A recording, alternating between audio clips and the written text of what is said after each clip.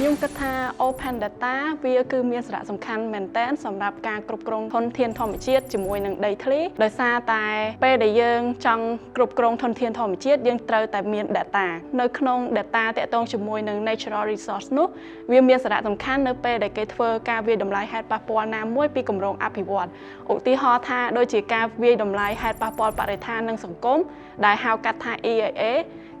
គឺចែកចេញជាពីរគឺការវាយតម្លៃហេតុប៉ះពាល់បរិស្ថាននិងសង្គមដំបូងនិងការវាយតម្លៃហេតុប៉ះពាល់បរិស្ថាននិងសង្គមពេញលេញក្រុមហ៊ុនឯកជនមួយចំនួនដែលតាក់ទងនឹងធ្វើការវាយតម្លៃ EIA គាត់បានដកស្រង់ព័ត៌មានសំខាន់ៗពី website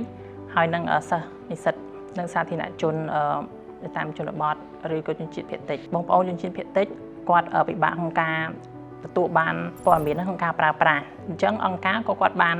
មានវគ្គបណ្ដុះបណ្ដាលនិងជំរុញផ្សព្វផ្សាយទៅលើទិន្នន័យដែលបានអាប់ឡូតចូល website ហ្នឹងរបាយការណ៍ EIA ហ្នឹងវាមានសារៈសំខាន់សម្រាប់ប្រជាពលរដ្ឋទូទៅក៏ដូចជា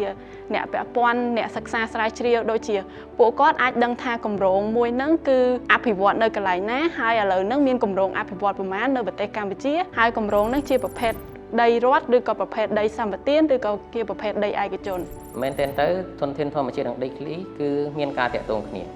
មានតំបន់ការពារធម្មជាតិតំបន់អភិរក្សជលផល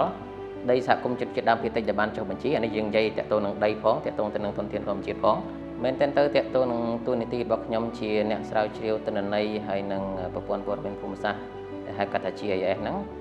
គឺខ្ញុំធ្វើការប្រមូលផ្ដុំទិន្នន័យពីប្រភពផ្សេងពីស្ថាប័នរដ្ឋពីស្ថាប័នជំនាញពីស្ថាប័ន NGO ផ្សេងដើម្បីផលិត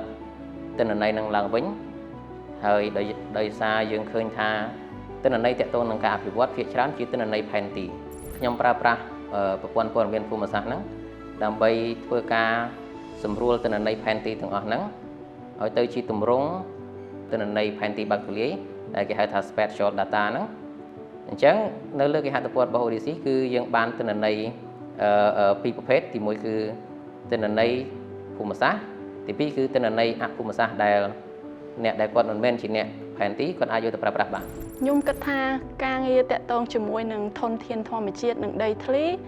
ដែល ODC កំពុងធ្វើរាល់ថ្ងៃគឺមានផលប្រយោជន៍ជាច្រើនដល់ប្រជាពលរដ្ឋទូទៅជាពិសេសអ្នកស្រាវជ្រាវនិងអ្នកសម្រេចចិត្តមុនធ្វើការសម្រេចចិត្តពួកគាត់ត្រូវប្រមូលទិន្នន័យឲ្យច្បាស់លាស់ហើយ